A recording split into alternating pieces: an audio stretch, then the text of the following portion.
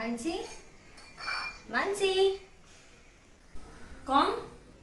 अरे कैसी है तुम? कितने दिन बाद मिल रहे हैं यार। अरे एकदम बढ़िया, बहुत अच्छी हो। आ ना, बैठ। आई आ, मैं 2 मिनट। और क्या चल रहा है लाइफ में? कैसे है सब?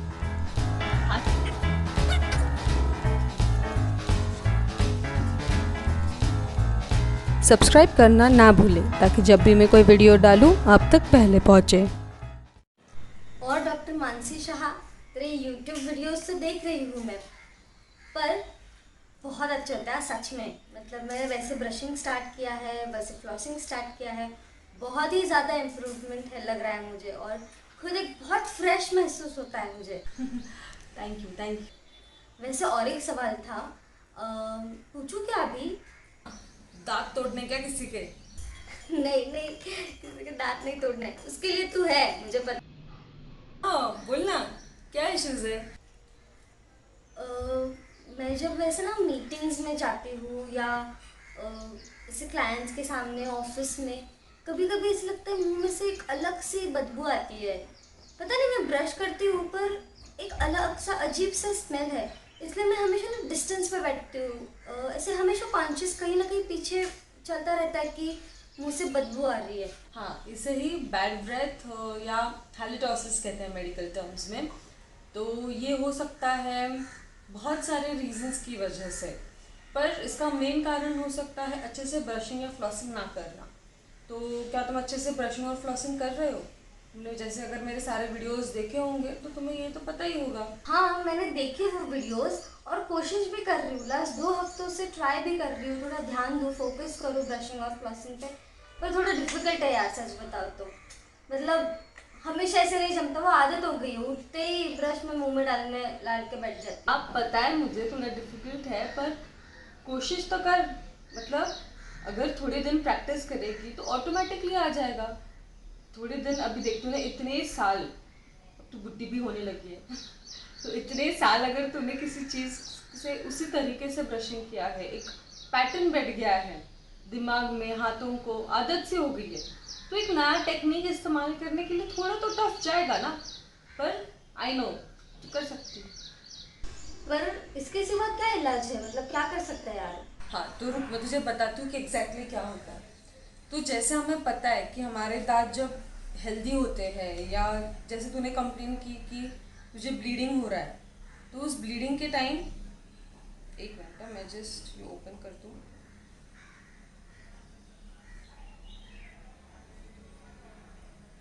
हाँ, तो मैं जैसे कह रही थी कि अगर हमारे दांतों की स्टेट हेल्दी है तो हमारे आजू बाजू के गम्स भी हेल्दी होते हैं, उनकी पकड़ जो होती है वो अच्छी होती है, हमारे मुंह में कोई गंदगी या कोई कचरा जमा नहीं होता है, जो येलो सी परत दांतों में दिखाई देती है वो नहीं दिखाई देती है।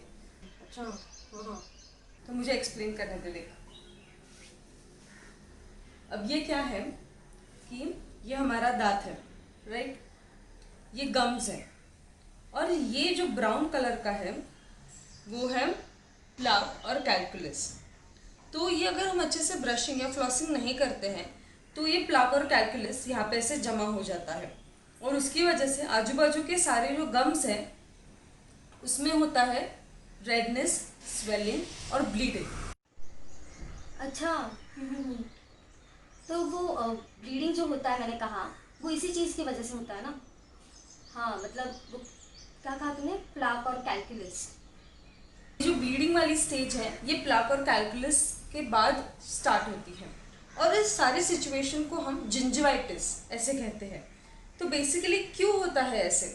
तो ये प्लाक और कैलकुलस दांतों पे एक परत सा जम जाता है, वो हार्ड होने लगता है। तो बॉडी का एक रिस्पॉन्स है कि बॉडी कुछ भी हील करने लगती है या फिर उससे दूर भागने लगती है। तो गम्स दांतों से दूर भागने लगते हैं, क्यों? क्योंकि ये जो प्लाक और कैलकुलस है वो उसे इरिटेट करता है। तो गम्स दूर जाते हैं, मतलब गम्स अपनी पकड़ छोड़ देते हैं, और हम उसे पॉकेट फॉर्मेशन कहते हैं। मतलब ऐसे पॉकेट जैसा दांतों के बाजू में फॉर्म हो जाता है।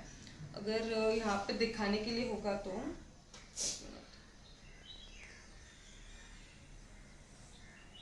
अम, हाँ, देखो। ये है ऐसे जो प्लाक फॉर्म हुआ है, और ये पूरा गम्स का लेयर है जिसे हम इन्फ्लेमेशन, मतलब मैंने कहा जो सूजन या ब्लीडिंग जो होने लगा है वो सिम्टम्स ऐसे दिखाई देते हैं, और ये गम्स दांतों से दूर चले गए। तो यहाँ पे और कचरा जमा होगा जैसे जैसे वो दूर जाएगा। तो प्रोफेशनल क्लीनिंग में बेसिकली क्या होता है कि ओ, तो ये प्रोफेशनल क्लीनिंग क्या चीज़ है?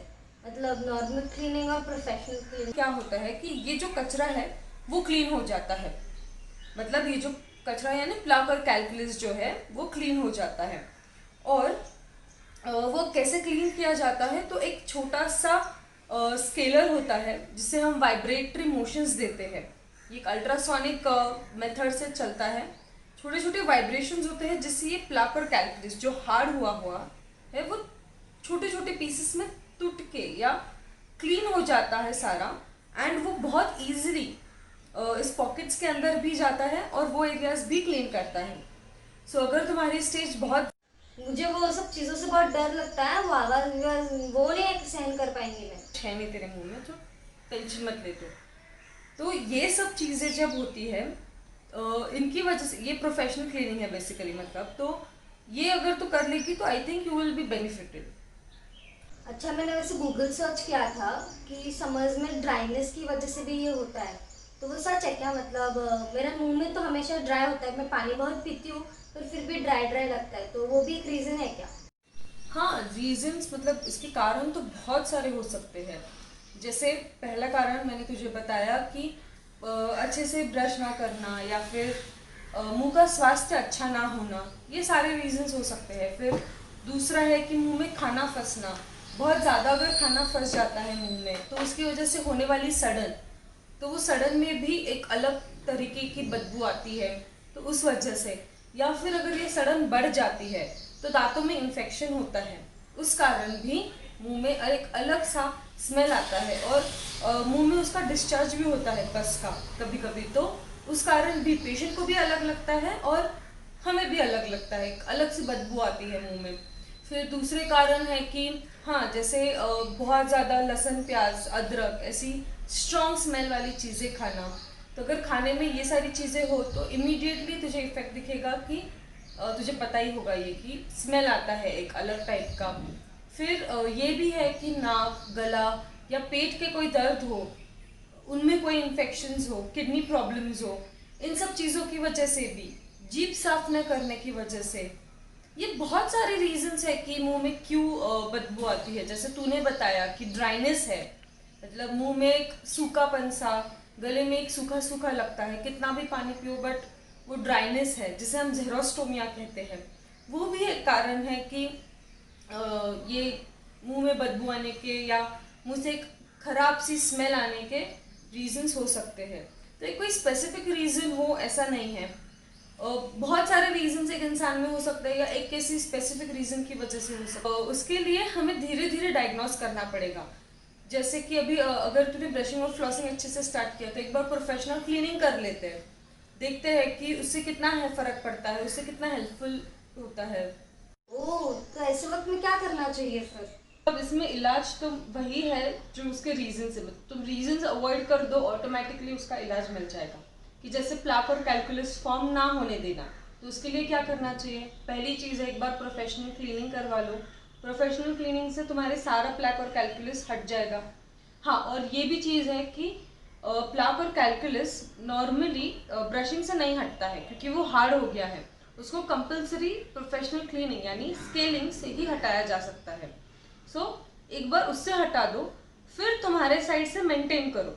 तो वो एक बार मेंटेनेंस हो गया तो तुम्हें अच्छे से ब्रशिंग और फ्लॉसिंग करना है, माउथ वॉश का इस्तेमाल स्टार्ट करो।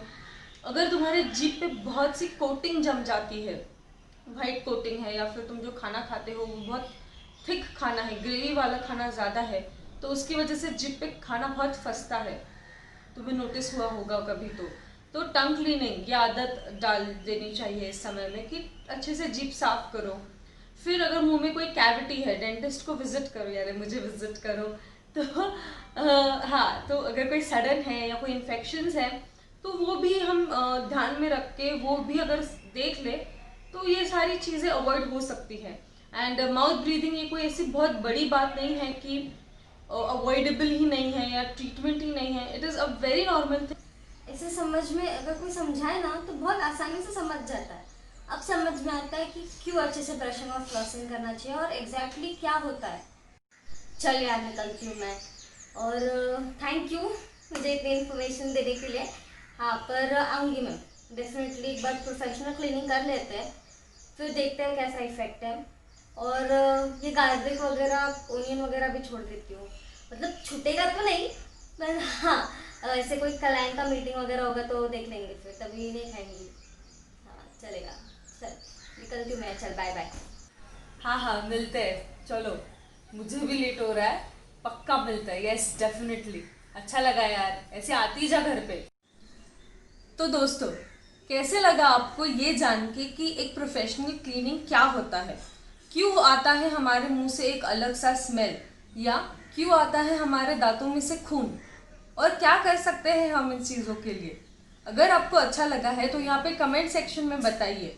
अगर कोई सवाल है आपके पास कि क्या कैसे ट्रीटमेंट करना चाहिए, क्या किसी ट्रीटमेंट का इलाज है, अगर कोई भी दांतों के या मुंह के रिलेटेड कोई भी सवाल है तो बेझिझक इस कमेंट सेक्शन में मेंशन कीजिए और मैं उस पर वीडियो ज़रूर बनाऊंगी। और हाँ, लाइक कमेंट शेयर और सब्सक्राइब करना ना भूलें। अपने दोस्तों के साथ ये वीडियो ज़रूर शेयर करें, उनको भी बताएं कि कैसे फाइट करते हैं, कैसे एक अच्छी फ्रेश खुशबू पाई जाती है मुंह में। डेफिनेटली यस, हेल्दी रहे, खुश रहे, मुस्कुराते रहे और फिट रहे।